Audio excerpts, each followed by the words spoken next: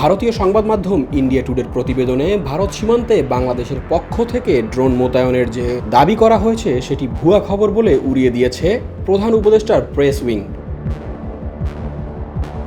আজ 7 ডিসেম্বর দুপুরে প্রধান উপদেষ্টার প্রেস উইংয়ের ভেরিফাইড ফেসবুক পেজ থেকে একটি পোস্ট দিয়ে এ তথ্য জানানো হয়। ওই পোস্টে বলা হয়, সীমান্তে ড্রোন মোতায়েন নিয়ে ভারতীয় সংবাদ মাধ্যমের খবরটি ভুয়া ও বানোয়াট।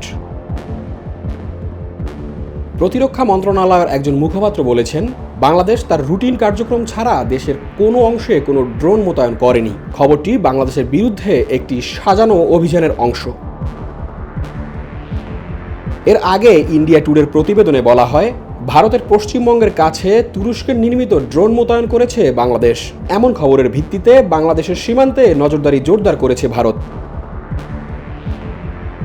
এ প্রতিবেদনে বলা হয়, বাংলাদেশের সাবেক প্রধানমন্ত্রী শেখ হাসিনার পতনের পর ঢাকা দিল্লির সম্পর্কের উত্তেজনার পারদ এখন তুঙ্গে। হাসিনা পতনের পর সীমান্ত জুড়ে উত্তেজনা আরও বাড়তে পারে, এমন গোয়েন্দা তথ্যের পটভূমিতে নড়েচড়ে বসেছে ভারত।